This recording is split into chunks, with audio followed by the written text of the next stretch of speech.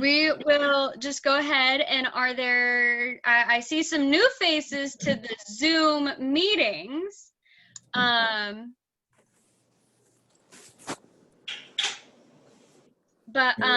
I see Sam, welcome to your first Zoom meeting. Yeah. Lot of familiar faces, so welcome back. We will go ahead and just start, and we're gonna do the filler pipe, which Sandra, were you able to pull it up? If not, I've got it. Oh, you got it? Okay. I don't know if we're able to screen share, so you might just have to call the names out without us actually showing them. So let's just go ahead and do it that way, because I think we won't be able to screen share. Okay. There are a lot of names on this list, and we will not drop anybody until we get back to regular in-person meetings.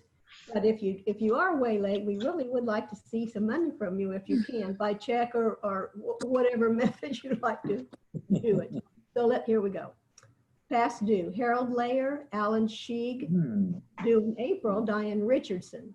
May: John Baker, Steve Kirkton, and Charles McFarland. In June: Charles Fernandez, Othella Gummarsh, Todd Marsh, and Micah Richardson. August: James Bauer, Michael Miller, Ken Richardson, and Josh Wall. Now, due this month in September: John D'Angelo, Brad Gresham, James Harakel, Kerman Ariarte, and Larry Schmuel.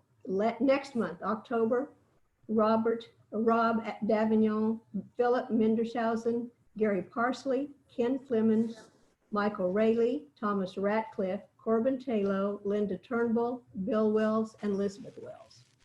We have a total membership of 111. All right. All right. Awesome. So it looks like membership, even through the pandemic, is better than ever.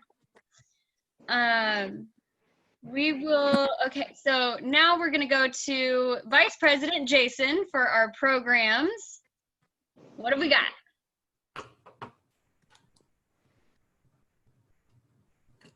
You're on mute, Jayson. I know, trying to get it off mute. For some reason, it's being finicky. So the program that I wanted to do for this month, weren't able to get it done in time. So I'm going to try and do it next month. But what I was going to do was have Rich come and talk about his book that he recently did about Corvairs that has raised ramp side in it. So I'm going to try and get that scheduled for next month. So this month, it's going to be a little bit of a different kind of program. Simply, I'm going to entitle it Lessons I Learned on Restoring My Car.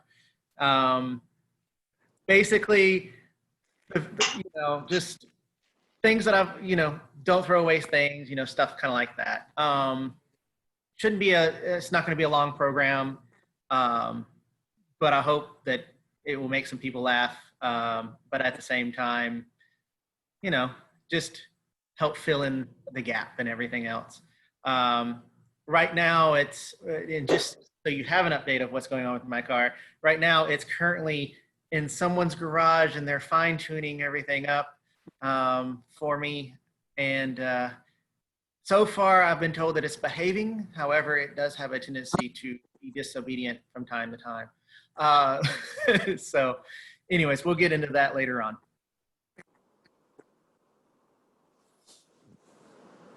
Awesome. And any ideas just for future months? For the future, other than next month, not really. We're still gonna, take it as everything comes. Mm-hmm. But we've also got some rearranging that we might be doing with events and stuff that we'll talk about later, which might affect some programs and stuff like that as well. Awesome. Well, we look forward to learning everything that has occurred with your car.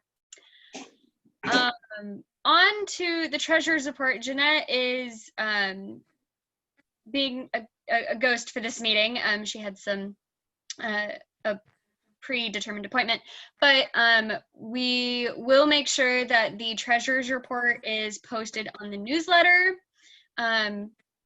Very minimal in terms of what's been issued money-wise. So if you are ever curious as to what's happening with the treasurers, that will be posted on the newsletter. And with that, we're going to go to activities. And let's see if I can locate it. There he is. Robert Crow, would you like to tell us all about this month's activity? Yes, I would. On September the 19th, on Saturday, we will hit the road for a spell and go to Southeast Oklahoma for a hamburger cookout. And what we're going to do, it's in the communique, in the newsletter, but we'll meet at the QT at McKinney, Texas at 9 a.m. And that is located approximately 1 mile north of Highway 75 and 380 on the northbound service road. And we'll leave there at 9:30 sharp to take the back roads to Northeast Oklahoma, cross the Red River to a southeast, cross the Red River, and to a cabin that is built on Geronda's old home place that we have up there. And we're going to have a hamburger cookout. So I hope to see everybody show up and go to that. It'll be a lot of fun. If you don't want to drive your Corvair, just get in another car and come on anyhow.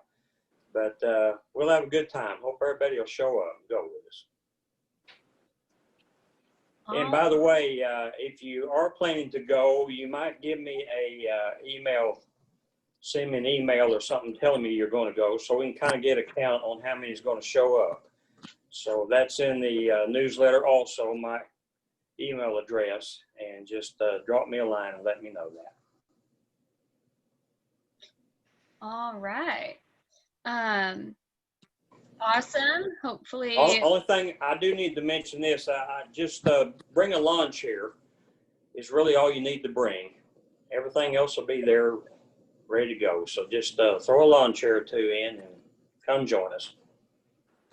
Hey, Robert, what is that town again? Well, it's not in a town, actually. It's out east of Atoka, Oklahoma. Atoka? Okay.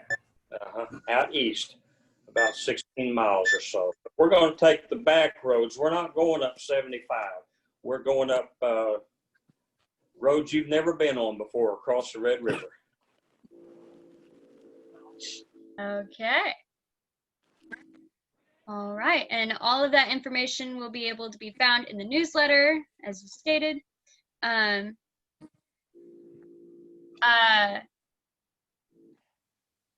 Going on to next month, we have a drive-in potentially with Jayson looking into that. So hopefully we'll be able to have a few more information on that. And Jayson, if you just want to. Yeah, so we're going to be doing a drive-in movie night in Ennis. I know that some of us don't like driving at night, so I'm going to also post some hotel information for some hotels around Ennis so that, you know, those who still want to come and be able to, they can, and not have to worry about driving at night too much. You don't have to drive your Corvair. We would prefer that you do, but we're going to do one in Ennis. You know, that way we can stay socially distant, but at least we can, you know, come together as a group and a club and still try and do something fun. Awesome. Sorry, having some issues. Jayson, do you know what they use down there for speakers? Yeah, actually, it's going to be a FM radio station. So if you don't have an FM radio in your car, you better bring your boom box, huh? Yeah, you're going to have to bring your boom box. Make sure you got good batteries in it. And if you have a new car, you may have even worse problems because some cars, you can't have the radio on without having some lights on. Yeah. So yeah, we'll have to just figure all that out. There are instructions on the website on how to turn off lights on certain cars and stuff like that if you need to. They have a little bit of instruction stuff on there. Yeah, I remember this friend of mine, somebody told me one time they rented a car and they went to the drive-in. They said they couldn't turn the headlights off. So the rest of the people in the drive-in weren't happy with them. No, I Yeah. think not. They couldn't have, if they had the radio on, the lights are on, like daytime running lights or whatever.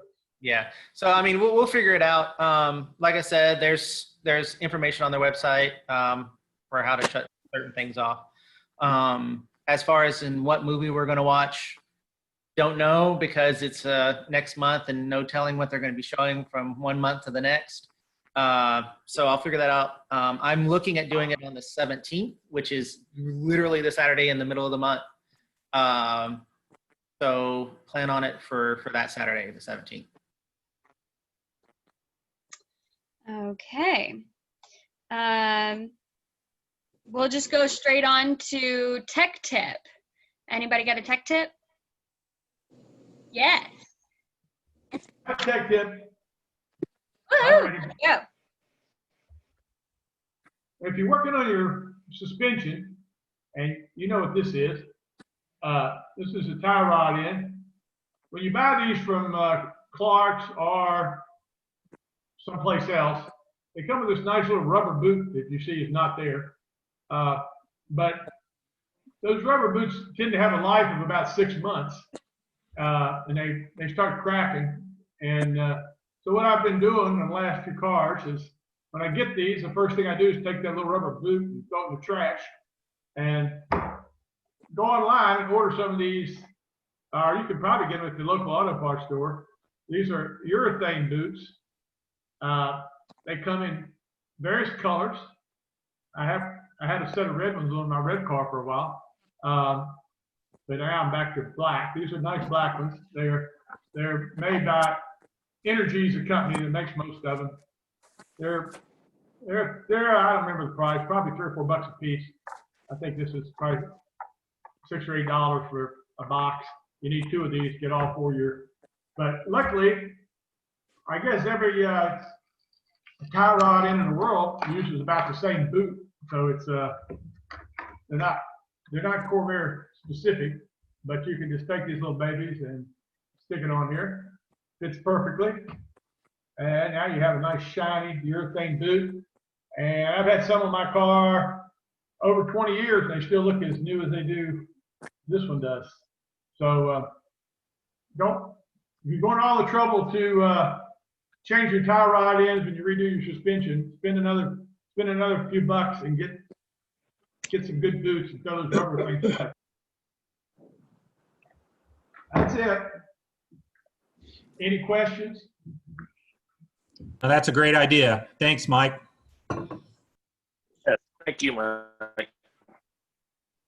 Awesome. Anybody else have a tech tip they want to share?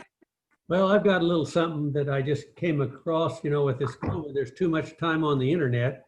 So this is a way to make spark plug wire spacers with tie wraps. I've already started here. You just put a tie wrap around there, and then you put a tie wrap between each set of wires. Can't hold it that way and do it.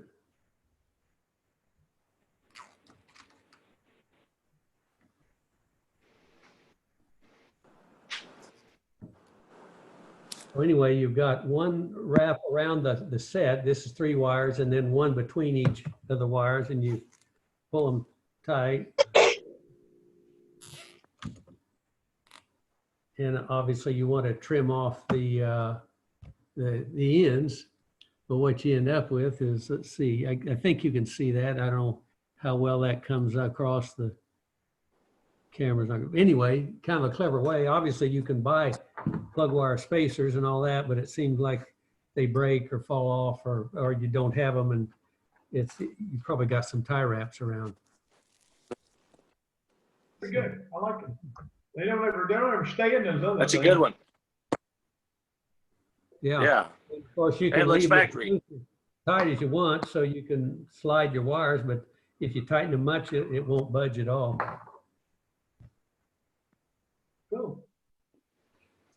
I have something. Oh, We're back. go for it, Robert. Okay. I have something I learned a couple of weeks ago, and about a year ago or a little more, I put a new set of coil springs on the front of my early model. And ever since then, I have noticed that I have a bumping noise when I go over a sharp bump. It kind of something under there makes a metal to metal noise. And when I put these coil springs in there, I took a rubber donut that was about a 1/2 inch thick spacer and put up in the tower on top of that spring to raise the car up a little bit. Well, it turns out that doesn't work because that changes the geometry on the spring. And the spring kind of tends to bow outward anyway when the weight of the car is on it. So when you put that cushion in there, that increases that bow on that spring. And that's where my problem is. The spring is hitting the side of the tower. And so I learned that this week. So what I was told by someone at Clark's Corvair was if you want to raise the front of your car any at all, you have to put spacers in the spring. And that's the only way. Don't put a rubber spacer on top or on the bottom of the spring. It has to go in the spring. Otherwise, it's not going to work right. I learned that the hard way, so now I've got to go back, take it all apart, and take that out. Why would you want to raise the front? It looks cool when it's down low. Well, yeah, I may be to a point. I'm not one of those low riders, though. You know what I mean? I've been cutting the coil off of my front springs. Did you? Well, as long as you don't hit the pavement while you're driving down the road, I guess that's all right. Good thing is you can put those new boots in there. What's that? Good thing is you can put those cool boots in there while you're in there taking it apart.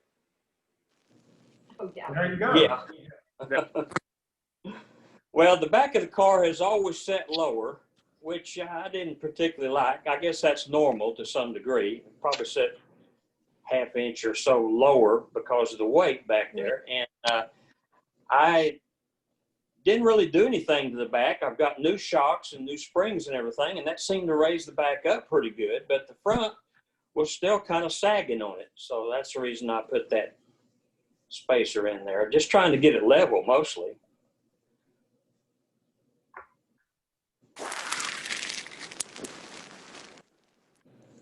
Well, thank you for all of the tech tips and knowledge. Definitely learn every day. So we're going to go on to Corvair count, which I do believe you see a Corvair in the background of the McClays. So more than just the early that you see every month. But like I've always said for every meeting, if you look outside your window, your door, if you see a Corvair, if you know you have a Corvair, it counts. Because, I see Mike Boyle is bringing in a little surprise. A Corvair bike, huh? Yeah. Mike, if you're talking, you're on mute. That's nifty. Yeah, no, I was not talking, but there you go. So you can see that is my Evening Orchid 1965 Corvair Monarch, or actually it's a Monarch Corvair bicycle. And there's basically none out in the world that has been seen in its original look. So when I found this thing, it was covered up in bright blue and everything on it. It was a yard art. Somebody had put it out in their yard, so they painted everything, the chain, the wheels, the tires, everything on it. And when I saw that, I said, that is a Monarch, which only one that would be this design is Corvair. And so needless to say, and it's a 24-inch, which is even rare. They made very few of those. Most of them are the bigger one. Like I've got the blue 26-inch that I'm working on that I had at the last year at the Heritage Days. But anyway, the thing is that this bike here is almost done. I'm going to go today over to get a seat and the handlebar and some hand grips for it. A friend of mine has the right kind for it. So if I get that, it'll be basically done. So now people will be able to see it. I've already got people asking about the sticker sets that Jennifer and Natalie were able to duplicate the original decals on it. And now I can sell the sticker sets to all those like 20 people out in the real world that actually still have a Corvair bicycle. So actually, the model is actually Corvair. It's called a Corvair? Yeah, it is. You bring it in. Oh, is it backwards? Yeah. Well, yeah. I saw it on your Facebook yesterday and I thought, is that really a Corvair bike? That is. It was, the Corvair bicycle came out in '64 and it went through 1967. And it was made by Huffy, but Huffy bought the company Monarch. Monarch Bicycles was a very big brand from the 1930s to the 1959 or thereabouts. And then Huffy bought them and made them the low-end product below the Huffy brand, which you can't imagine that there's anything lower than a Huffy brand. Well, they tried to do that with Monarch. And Monarchs, the one thing that they had is that Huffy made all their bicycles, and Monarch bicycles have car names. So you'd have an Eldorado, El Camino, Camaro, whatever. And their Corvair was for a 3-year period of time, I think, 3 or 4 years, they made it. And this particular style here is the one that is the early, I call this the early model. And then in '66, they came out with the late model, just like, you know, we have. But it's a different style tank on the late model and a different style back end. So this one here is pretty neat and it rides great now. And so this will be the one we can bring to car shows. I can put on the back of the convertible. I've got a trailer hitch, a Corvair GM trailer hitch mount from my bumper. So I'm going to install that and have a bike rack on the back of the car to be able to bring them. So where was Monarch headquartered? Where did they manufacture them? Originally, they were out of Cleveland, and then Huffy got them, and Huffy's got numerous locations around the country when they were making, when they was back in the 60s. When it was in the U.S. Right. Mike, did Monarch have to get permission from GM to use Corvair? Oh, I'm certain they did. I'm sure that the Huffy did that for all their bicycles. Yeah. I'm sure it's like everything else. They had to do that. There was in the research of it and trying to figure out like this bike, I've only seen one bicycle that even had partial decals on it. Almost all of them were repainted or scratched up so bad you couldn't see it. And this one, with all the paint, I used paint stripper and I was able to see the outlines of the decals underneath where they were and verified that it was a correct one. Plus it has a serial number on it that shows it's a 1965. My other one, which is over here, the other blue one, which is right over there. That one, that Corvair is a 26-inch, and it is a Monarch. It's also a Monarch, and it's a 1965, but it's a late year production. So it's got a couple little differences, very small nuances, and that one's all original.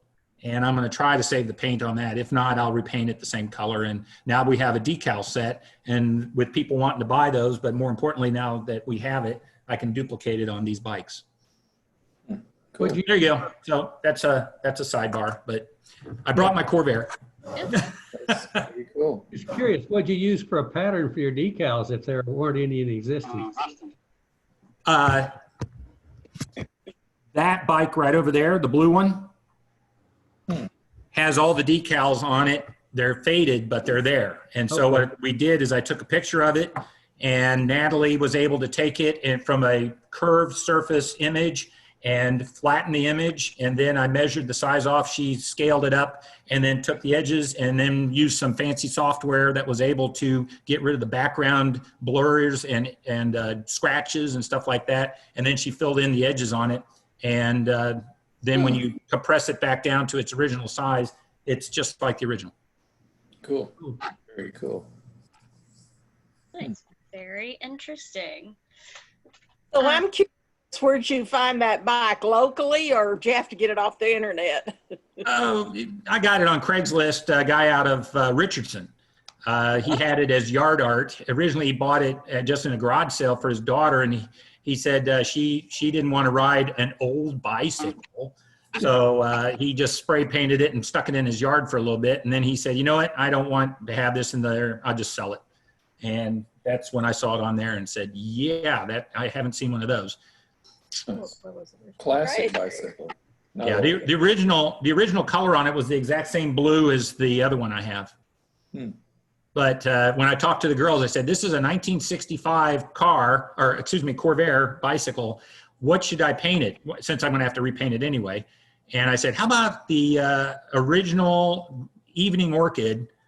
And since that was a 1 year only for 1965, and they thought it was a good idea. And it took me a bit to find a paint that was pretty close to it. So. Interesting. Interesting. Very cool. Before we get into open forum, I just wanted to let the members know what some of the things that the board has discussed in terms of for the remainder of the year and next year. The first being with the way that COVID is still going on, and with having very few locations except big groups, we have decided that we're not gonna cancel the parts auction. We're just gonna push it to hopefully spring, so that one, we figure out what's happening with COVID, but also if we are able to have big groups outside, the weather is better in the spring than in the winter, where nobody really knows what's happening until the day of. So we are looking at just pushing it to the spring, just so that it's easier for a lot of people if we do have to have it outside. Another thing that the board discussed was the Christmas party. The actual party of it, where we do the white elephant exchange and the potluck, that we're looking at not doing, just because having to do a potluck either indoors or outdoors, it's still a little iffy with some people. Some people might not be comfortable with that, but we are planning on still doing the toy drive. Even if we plan it around an activity, like we meet at a very vacant parking lot and just compile all of the toys into a car and take photos and stuff like that. And then we go and do a potential Christmas lights parade or something like that. We are really wanting to try and continue with the toy drive, because that is something that helps so many people and children. But we're still looking into how we would be able to do that portion of it. And then lastly, our banquet, even though January is still a few months away, the possibility of there being a location willing to accept 50 plus people in one space, very, very low. So we are looking at having our banquet, become our January program. Some of the things that we would normally do at the banquet, we would just do during this program. And one of those things being the participation award. If you were here last year, we had mentioned that since being virtual, we don't feel that the participation award would be fair for everybody, seeing as how some people who normally show up physically aren't here virtually. Our activities have dwindled to absolutely nothing, and usually we get people get a lot of points from showing up to activities and in their Corvairs. So in lieu of that, to boost the virtual participation, what we are planning on doing is we are going to take a tally of all of the people who have been able to join the virtual meetings. And what's going to happen is for every every month attendance, you will get a ticket.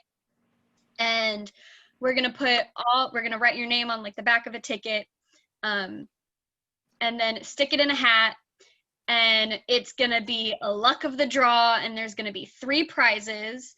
You'll have your choice between an Amazon gift card, an O'Reilly's gift card, or a Clark's gift certificate.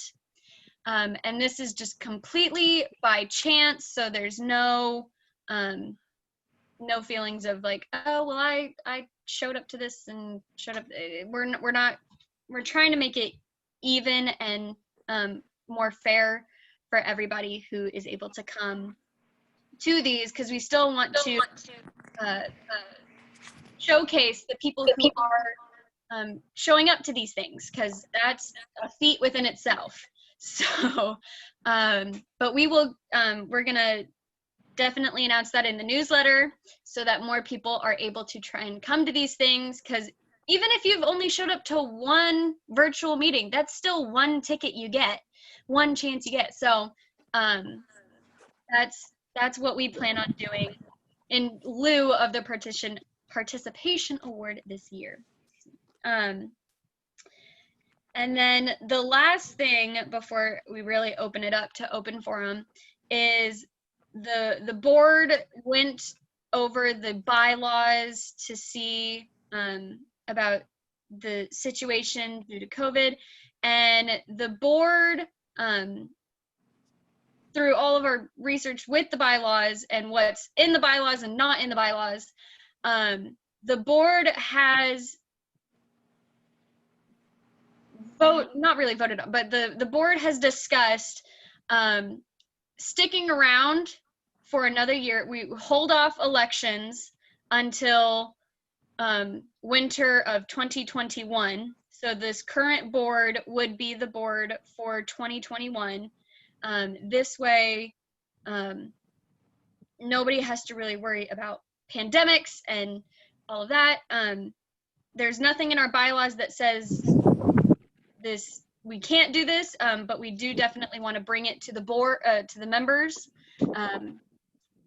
If there's any comments, you're more than welcome to email or do anything about commenting or anything. If there are, I mean, I can let Jayson. Yeah, so if you have any comments or anything, you can always go to the website and use the contact us page there. That email gets to the board. So if instead of trying to remember what email to email what to, just go there. You can put your comments in there, and then we as a board will get that. When we discuss this, I'm gonna touch on this real quick. When we discuss this, McKinnon's biggest thing was just making sure that, you know, I felt okay with doing this as well, since I'm supposed to be president next year, and I'm perfectly fine with doing this because, you know, McKinnon's really hadn't been able to really be, you know, a president as she normally would. So I'm okay with holding off elections and everything like that. So, you know, I'm okay with doing this if everybody else is. Yes. Carolyn, do you have something to say? Yeah, my 2 cents worth. I think it's very generous of the board members to be willing to hang around for another year. So I thank you for the offer. Yeah, we definitely, I mean, it's something that the board really discussed lengthy due to the fact that with COVID happening, I mean, with the exchange and everything, it's just, it would be easier to keep everybody that's on the board, and everybody is more than happy to stay on the board, just so that we make sure that things that were not discussed this year are still discussed, and 2020 hot program stuff like that. Well, because we've already done the work as a board, so trying to pass that off to somebody else, we don't have to worry about that and everything else. And with the uncertainty of how COVID will continue, it came to the decision that it's easier for the board to stay on one more year to make sure that there's no problem with the switch. So, but like we said, if there is anybody who has any comments, please feel free to email.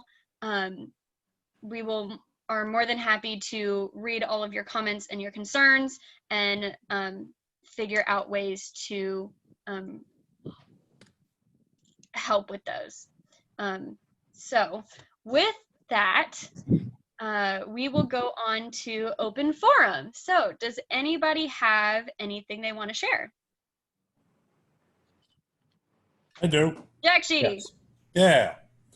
I don't know if anybody knows Mike Ames. He's a guy here in Arlington. Really nice guy. At least used to live in this neighborhood where I got to know him. Our sons are friends. But he's got a collection of about maybe 12 to 16 really nice high-end cars, Cadillacs, Packards, I think a V16 Cadillac. But I just lust after his garage and his barn.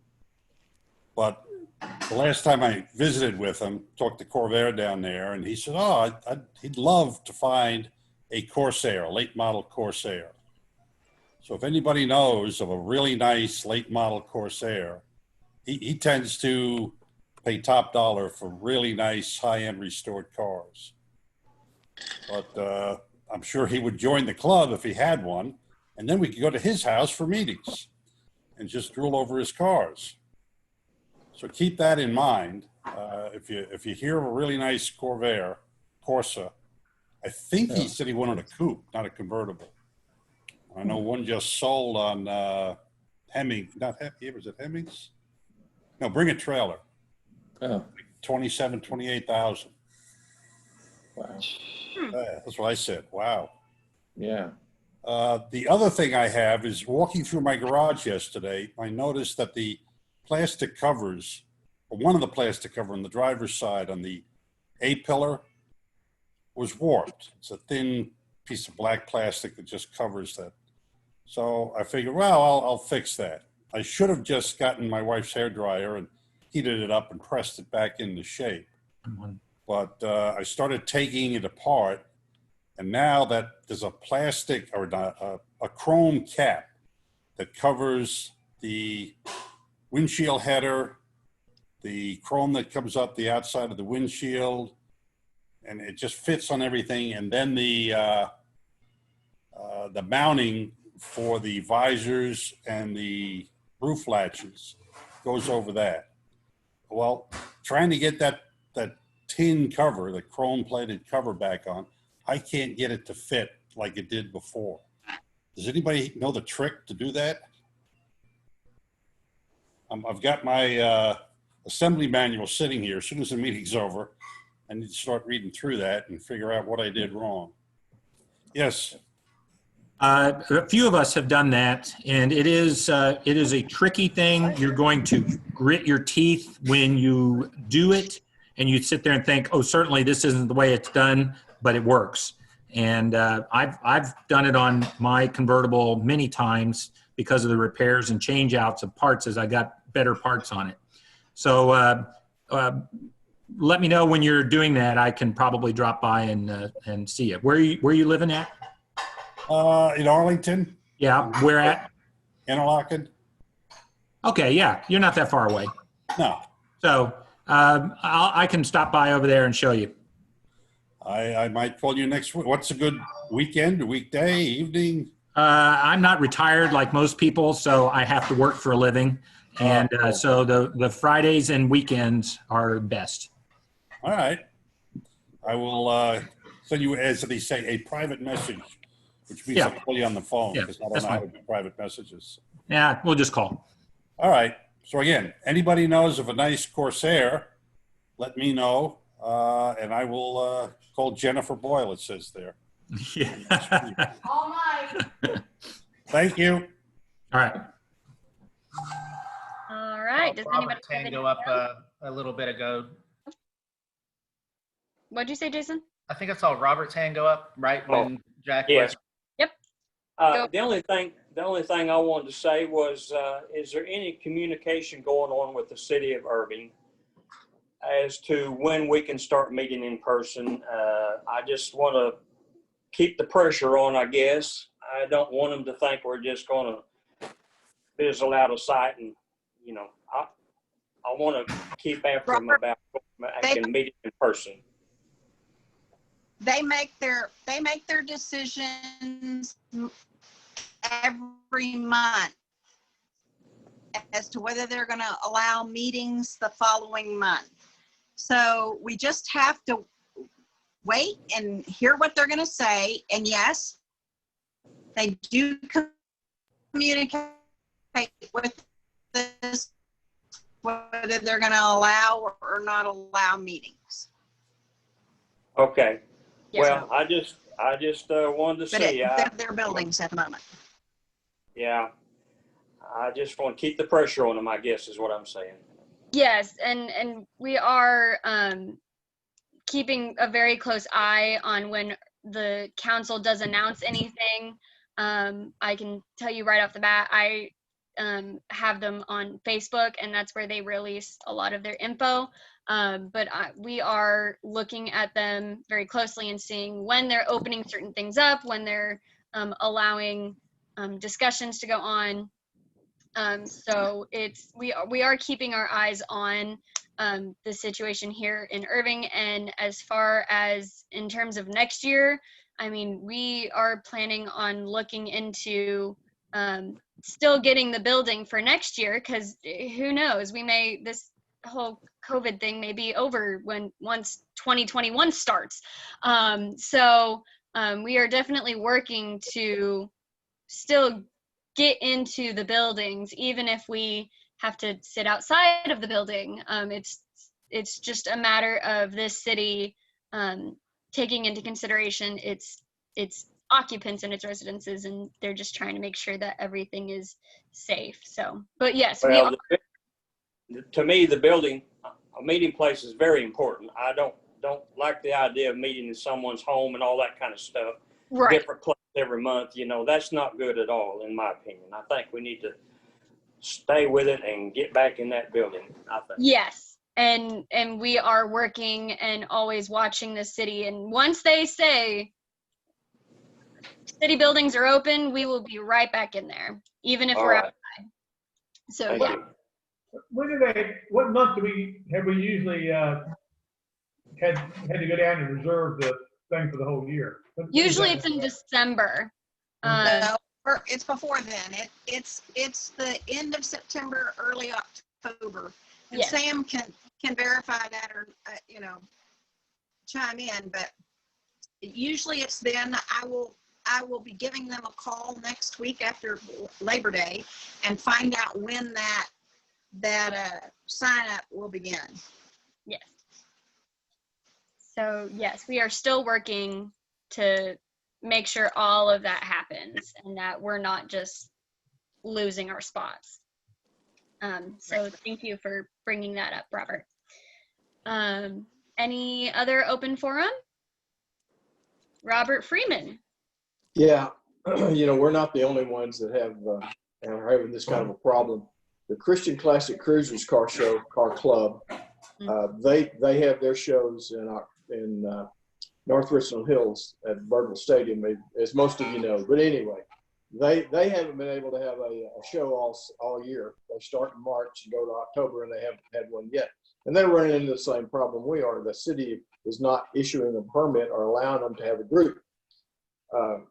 So we're not alone in this, but what the cruisers are going to do, they did this last month and they're going to do it, pardon me, they're going to do it again this month. They've got a place in Richland Hills called Advantage Auto. And oh shoot, now I'm drawing a blank. Check their website or their Facebook page. There's a place there in Richland Hills that does restorations. They've got vintage signs and vintage gas pumps out in front of their building.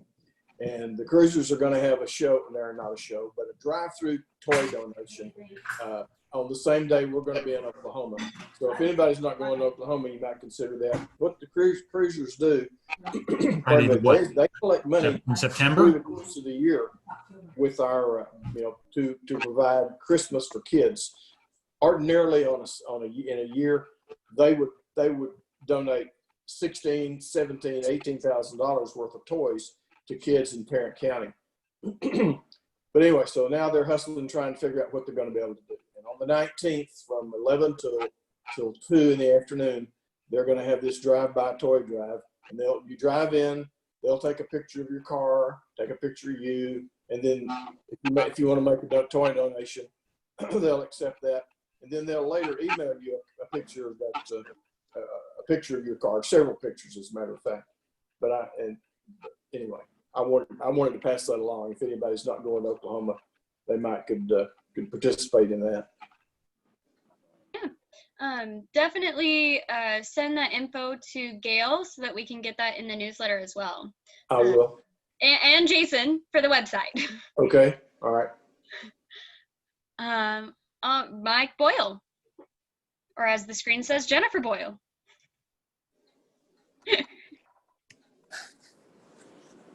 You're on mute. I just unmuted it. All right. Let's try this again. We saw that the State Fair of Texas is now having a drive-through, what do they call it? It's a fabulous fun fair drive-through food days in October. And what they're doing is they have all the food vendors that would be at the State Fair. Not all, sorry. Many of them are going to be involved in this, where for a fee, the carload of people can drive through and pull up in front of each of these stations along the way that these food fair people are going to be selling the food, and you get food included in the price of this deal. And what we thought would be very interesting, for instance, let's say October, whatever the middle of the month is. All right, or whenever that's not competing with the other dates. I'm just saying is that we could, as a group, if we wanted to get the Corvairs out, we can drive through. It's a no-touch thing. You get there, but you get to pull up in front of big text and get your picture taken as part of the deal. So their prices are, I think, anywhere from $60 to $100 per car. Or $99, depending on the food. Yeah, depending on what type of food you want. But when you divide it up amongst the people, that's including drinks and hot dog, coney dogs. It's a lot of stuff. It's Jack's French fries, Stifler's fried Oreos, cotton candy, State Fair cotton candy, Pioneer kettle corn, Midway prizes, Fletcher's coney dogs, and all these other things. So anyway, it's something that I think would be an interesting thing to do for at least a handful of people if we wanted to do that. I don't know how we'd want to coordinate that, but it is October, so it's still a month away. And maybe we get that. And also we got to find out if they've got limited number of people they sell per day to do that. But anyway, it sounded like a pretty interesting thing for a car event that, then you get your pictures taken with it. And so like that was something out there as an idea. Like 1 to 5 is a time slot. You get a time slot. All right. Yeah, we would get a time slot. So if we got there, it would be, all right, you get to have your people in from 1 to 5 o'clock.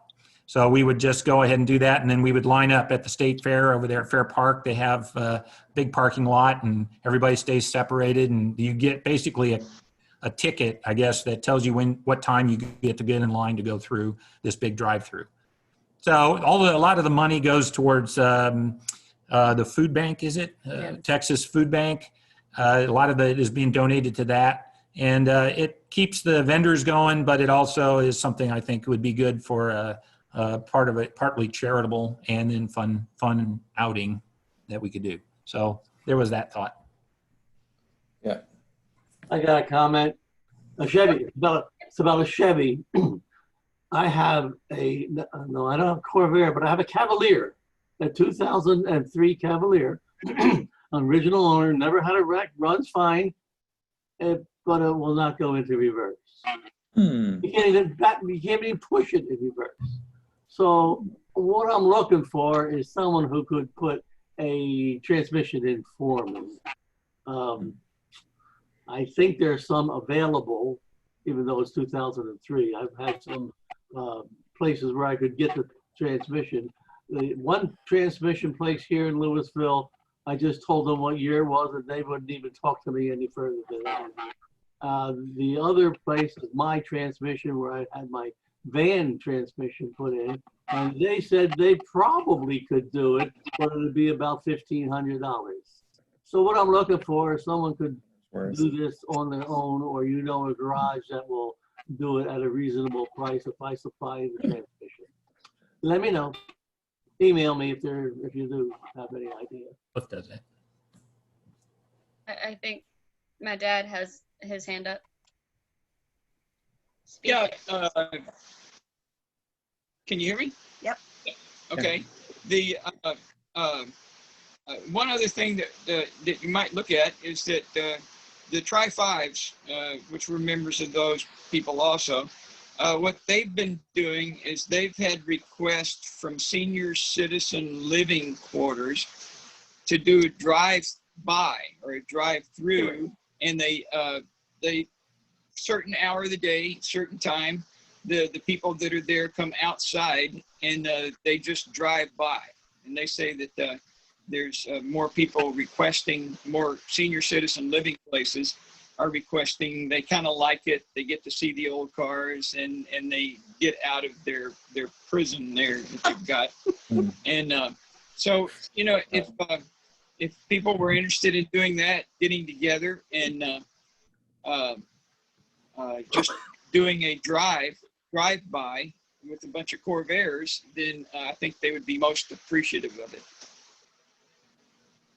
And we could talk to the Tri-5 people and see how they organize it and who they correspond with to make it happen, if anyone's interested.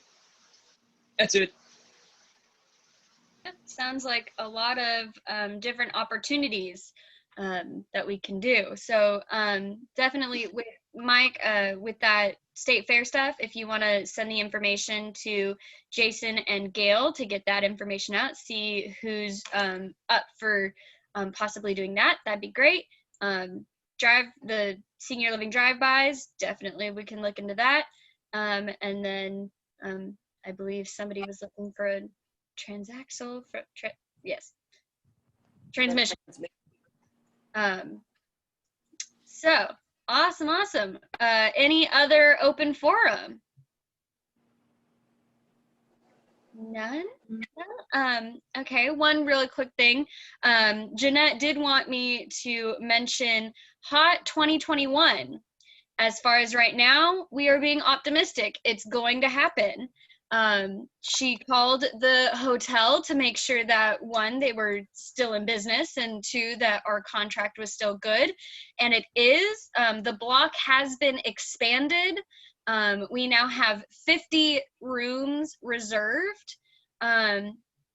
If you have ever been to this hotel or looked at it online, the hotel has a tower in the very center, and then on the first 2 floors are kind of motel style, where you get to your room from outside. We have currently 30 rooms, 30 rooms reserved in the tower, and 20 rooms reserved in the outdoor variation. But we will mention that the outdoor rooms are about $20 more than the tower. So depending on your preference, reservations are going to go pretty fast. So just make sure that you get your hotel reservations in soon so that you get the room that you are wanting. But with that, the city council they are still ready for us to come and do all of that. They're still working with us to schedule out the car show and the welcome party. So we are in full force for Hot 2021. We are fingers crossed it's going to happen. So we are just gonna keep you updated on any information in terms of that. With that, if nobody else has any open forum, I think we will just go maybe like a 5-minute break and then come back for the program. One thing I just want to reiterate is that all the changes and stuff that's going to be happening that the board's discussed with staying on for another year and everything like that will be in the newsletter. Yes. The coming newsletter. The HOT, where is it next year? Nacogdoches? Nacogdoches. Okay, cool. Nac. Yes. All right, we will break for just about 5 minutes. Oh, Tom, you have, yes, I see you waving, you're on mute. Yeah, at the Nacogdoches Hotel, the rooms that are on the outside level, 1 story, you actually park right at your door of that room for the ones that are for the access that go around the pool. And so group there, and a lot of people really liked being in those rooms that's around the outside because they got to park right out their front door. But if you go to Google and you pull up Nacogdoches, and then this hotel is only 2 blocks off of the main square. So you can get a pretty good aerial view and 3D view of the hotel and those particular rooms. It's just. Oh, I think they froze. But I can tell you, my dad was gonna say this hotel is really awesome. They renovated it to have that, I believe it was 60s, the 60s feel. So it's a very cool hotel to be in. Oh, I think they're back, but it is right off of the square. So it's, from what my parents have told me and from what the Ray and Jeanette have said, Nacogdoches is a very cool place to be. It's very eclectic and matches its feel. Okay. So it is 3:15 now. We will break for 5 minutes and come back at 3:20. So see you in 5 minutes.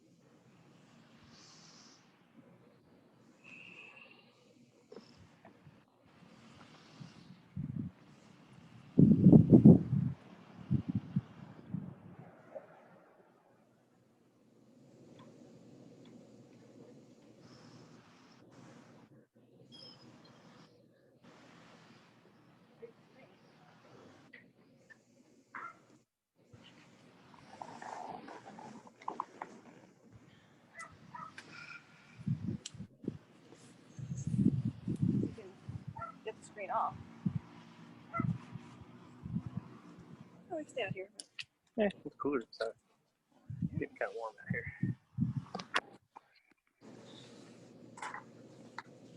Now we're just. Now we're just.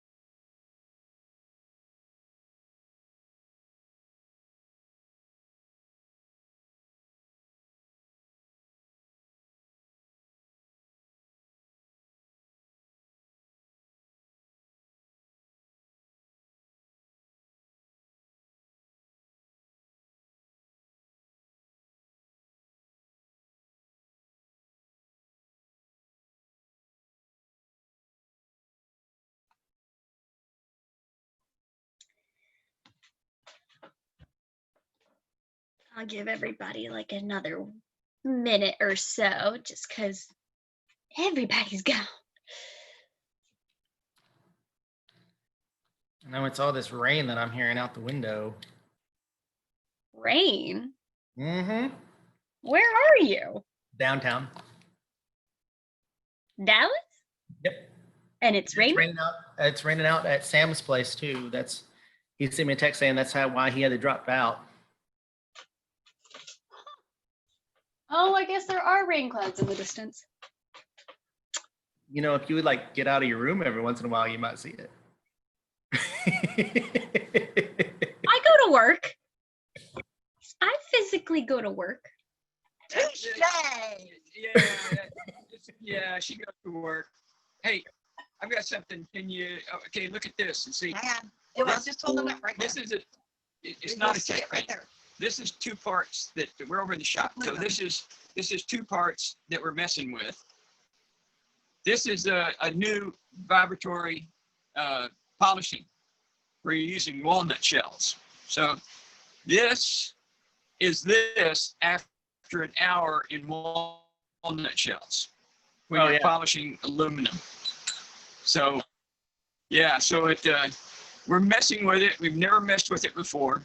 We started with another part with using ceramic pellets instead of the walnut, like you wouldn't believe, just immediately.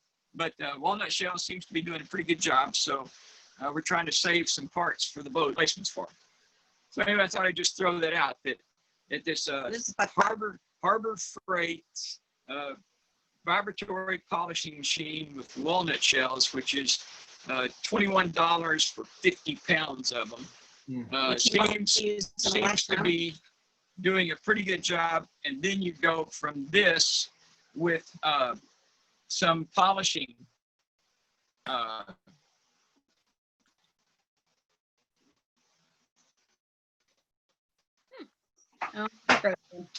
some polish that will bring it on up to a bright mirror sheen. So kind of a big name. But anyway, I just thought I'd throw that out there before the start of the.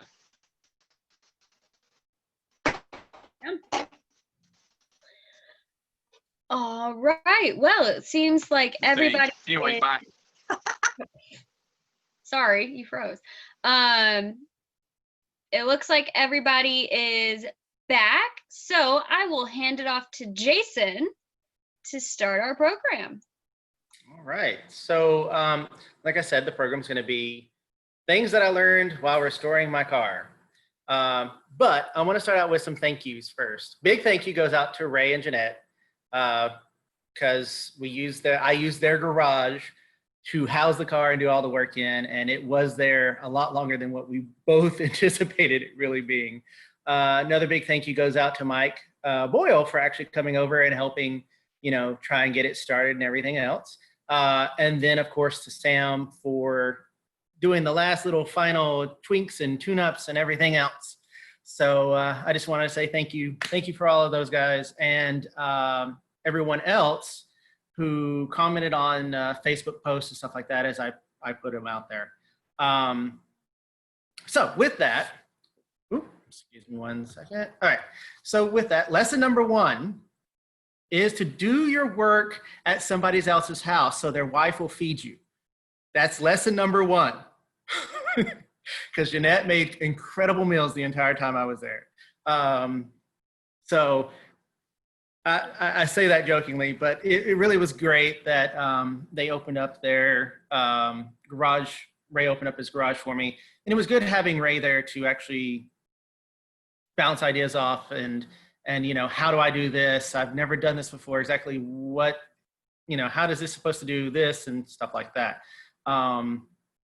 So lesson number 2 is definitely find you a group to come together, a car association, because that in itself is the most valuable lesson I learned. There's just so much that I can say because it was, like I said, Mike who came over to help, Ray who let me help me, and it was in this garage, Sam who's helping me do some work, and then of course, other people who I reached out to and said, I'm missing this part. Do you have this part? I hope you have this part. Do you have this part?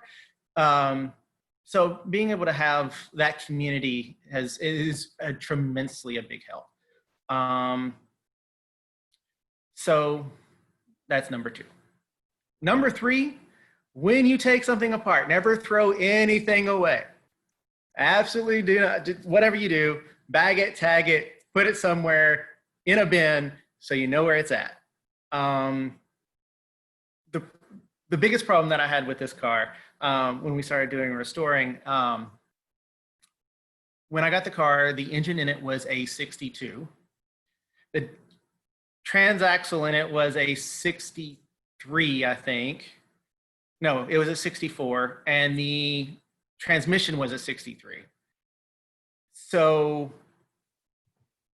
with all of that, we took it all apart. I had another car that was a 64 that had the 64 engine in it, that had the 64 transmission and everything else.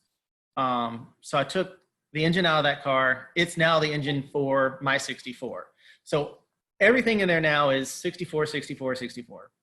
And that's how I came to the name of my car, which is Frankenstein, because it's got parts on it from all different years. I'm having to go through and weed out and everything else. There's that. Like I said, don't throw anything away, because now, I'm having to hunt and look for parts that I know I had, but I can't find them right now. It's not anything that's going to cause me to stop working on the car. It's small, minor things. But it's just, label it, tag it, put it in a bin. So that's number 3. Number 4 is always reach out when you need help. That's one of the other big ones right there. Always reach out when you need help. Because if you don't, then you're just going to have heartache and trouble. Number 5 is going to be simply, don't be afraid to learn new things. Because I'll tell you right now, whenever I started this project, I had no clue on how to powder coat anything. And now I'm actually pretty good at it. Trying to pull up some photos for us to see. One second.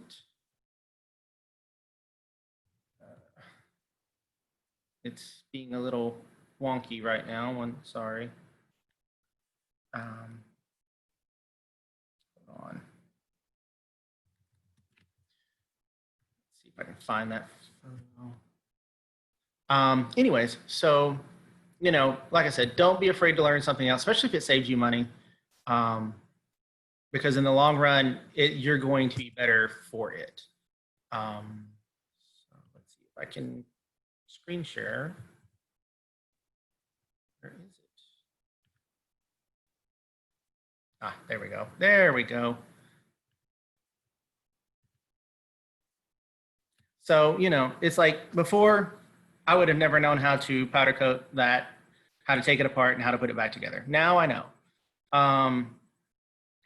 Thanks to Ray for the putting together and taking apart, and for other people for, you know, teaching me how to powder coat. You know, the biggest thing is just take your time. Don't get in a rush. You know you want to. I mean, I wanted to. I'm ready to drive that car. I'm still ready to drive that car. But, you know, just you can't rush it. The biggest, and you know, find you somebody that can show you how to fine tune and do the things that you don't know. So, like I said, this isn't going to be a very long program at all, which is kind of good because we started late. As of right now, I actually got a text from Sam, because that's where the car is currently. He says that, you know, we were having a problem with high idling. That was fixed. He's got it running really nicely now, and he's going to do the final check on the front suspension, which I haven't touched. And then I should have a running car. So that means in October, when we go to do the drive-in, I'll have a car to go to the drive-in with. So, so really, I mean, that's it. I mean, the biggest thing is find you a group that can help you with the car. Don't throw anything away. Read as much as possible as you can, especially if you can get the books. And don't be afraid to learn new things. I mean, like I said, it's really small, really simple, really easy. So if anybody has any comments or anything that they want to make, looks like Robert is waving his hand. I think he's on mute though. You're on mute, Robert. You're on mute.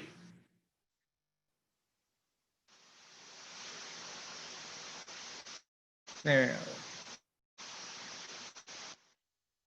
There you go. You can hear me now. Yeah. Okay. Can I add a couple of things to what you said about restoring? Oh, absolutely. Okay. I've been doing it a long time, and I have learned a couple of important things I've learned. One is cleanliness is next to godliness. Have you ever heard that? Mm-hmm. In your area that you're working in, I found that if you keep it clean, it's so much easier to do the work. Yep. Secondly, don't just throw your tools down as you go. I start on a certain part of the car that I'm working on, and I'll get the tools out of the toolbox that I use on that. They're all laid around me there. When I get through with that job and go to something else, I put all the tools back in the toolbox and start over again, because I was spending, I know, 80% of my time looking for a tool. And so that's another thing I learned. But keep the area clean. They talk about when you work on transmissions and things like that. It's very, very important. Engines too, to keep them clean. But your work area, cleanliness, and also have your tools put away and lined up where you can find them. Yep. Yeah, Yeah. Suspension looks great, Jayson. Thank you. Thank you. Yeah, I mean, we sanded down the entire back end of the car up to the front frame going to the gas tank. And all of that back has been re-rubberized, underbody coating, repainted. The heater box came out, it went off, it got sandblasted, and everything else got sandblasted. It's all been powder coated again. It's all back in. I mean, it looks like a brand new car underneath there now. Susan had her hand up. Jayson, I hope that soon we will get to see a before and after picture, a lot of this journey that you have done. Oh yeah, there definitely will be a before and after once it's all said and done. Luckily enough, the paint job on the car isn't bad, so I haven't really done a whole lot of cosmetic body work on it. It's mainly just been the engine and underneath. But yeah, we'll have pictures of before and after. I've got all of those saved. How's the interior in it? I need new carpet. The seats are fine. They're just a little faded. So I'll replace all of that eventually. I'll replace all the cardboard that's in there. The headliner is brand new. The radio, I got it sent out to the guy in Austin that Mike knows. So it's now got Bluetooth in it and everything else, and FM. So now that I can go to drive it and actually listen to the movie in the car. And then other than that, I mean, the inside of it looks pretty decent. What color is the paint in the interior? It's red. Oh, okay. Red inside and out? Yeah, it is red interior with red on the outside and then a white top. Oh, okay. And it's a coupe. It's not a... Yeah. Cool. I think I have actually, you know what? I do have a photo. Hold on one second. I say that. All my photos that I have on here, not of my car. Too many photos, and I have photos of not my car. Hold on. That's okay. We will wait until you have it all put together in a nice little program and you can share your screen and chat through as you go along. Oh yeah. Just actually hold on one second here. I'm getting to that photo and I'll just show it real quick. Of course, this photo will have the rear end out of it as we're moving it out of the garage into the other one as we do some other work. But wow. Let's see. All right. There we go. Ah. Yeah. So that was a fun day, moving it halfway across the yard. With no wheels. with no rear suspension. So very nice. So yeah, I mean it's been a really fun journey. There's still a lot about these cars and just cars in general that I'm still learning.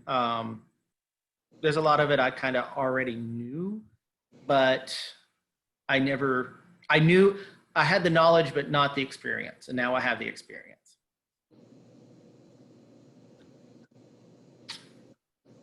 So anybody else have any other comments or anything that they want to share on lessons they've learned? I have a question for Tom. He's got his cord, right? Still have the cord? And the lessons learned on that car must be completely different than any of the cars that we're working with on Corvairs. So it'll be interesting to see what you get when you're fine tuning and messing with that one. That'll be also an interesting journey if you take pictures along the way on that one, because of its uniqueness. Except for the fact that the engine and transmission are exactly what everybody else has in their Corvair. It's just shoved forward. Yeah, and backwards. Other than that. Is it what, an No, 810? it's not. 810, 812, what is it? Shove it straight forward. They shove it. Oh, okay. It's Straightforward. It's an 810. It's an 810? Okay, what, a Westchester? Is that what that is? I forget. No. They have names. Cord continuation. It's a cord continuation with the individual that bought Auburn Cord in Duesenberg and the factory in Indiana. And he bought it because he had been redoing cords in Auburn for a long time. Was a school teacher, and he was keeping cords and Auburns running all over the country. And he found out that it came up for sale, so he bought it. And then he moved it to Arrow, Oklahoma, which would be a fun place to go to. And I've been communicating. There's two main people. The individual that bought it, and then another individual named Felix, which was there from day one. And Felix is still alive, and he's helping me out on just a number of things on this car. It's a very interesting car. I am amazed with the frame and the suspension that they built for this car. And I've read a little bit about it, but not. I mean, I knew there was an outfit in Oklahoma, but not familiar with what they do. Yeah, and they made 97 of them. The first 6 were commissioned to U.S. Rubber, which is now known as Uniroyal. Right. And Uniroyal also made the body. And the body is a memory plastic that is vacuum-formed, and it's about a ½ inch thick. And there's just I've wanted one of these cars for more, I don't know how long, a long time. And finally saw this one out in New Mexico that was advertised in the Corsa magazine, and immediately called him and bought it because you don't see them. You see some of the extensions after that company went under that they manufactured another 20. Almost 20. Is it the so-called Glen Prey cord? It's a Glen Prey cord. Okay. It's an 810, which is the original width, but they chopped some footage out of the length. 20%. It's 80. It's an 8/10 as long as the original cord. So, and the individual that did all of the design work on it is the original person that designed the cord back in 1934, which they made at the end of 35 and 36. Yeah. And that individual is still alive back in the 60 to 64 time frame that they were developing the car. And he has a play of this car, Glen Prey. So we've, as a club, we've kind of been invited through Felix that if we could ever, get rid of this. Felix is up in his 80s, way up in his 80s, and I've been wanting to go, but I'm afraid to go up because of his age, being from Dallas and no telling what I'm carrying. But he's getting me a lot of the parts. All the chrome on the car is original cord chrome. All the instruments are original cord instruments. It's a real, like I said, I've been wanting one for a long time, and the price that he was asking was a reasonable price because there is things that are wrong with the car. So it does not have the original engine. It's got a smaller engine in it. They only use 2 engines in it. They use the 140, and then they use the turbocharged for the particular car. But yeah, I'd be glad to work up something for a show and tell because we're in the shop right now. So messing with some other things, and we could probably bring that over the wire if we keep on having these meetings. But anyway, I don't want to go any further. But that's it. Very cool. All right. Is there anything else that anybody wanted to pass on as valuable knowledge in dealing with Corvairs? Where's Mr. Boyle? He's right there. Well, if that is it, I want to thank everybody again for coming to this virtual meeting of ours. As a reminder, and this will also be posted on the website and the newsletter, if you want a ticket to go into that participation raffle drawing, make sure you join in to all of our future meetings. Hopefully that we'll be able to see, hopefully a lot of people will be able to go to the Oklahoma trip. Sounds like a fun little adventure. I just will see you all again next month. Or if you don't, go for it. Hope to see everybody Saturday, 19th, yes. 9 o'clock, McKinney. All right. Looks like just a few people are going from there. Oh, Charles, do you have something to say? Oh, okay, you're just waving that I'm you're just going. waving at everybody. Bye. Bye-bye. Yep. Bye, everybody. We'll see you later. Bye, y'all. Thanks for putting this together, McKenna. All right. Bye. Bye.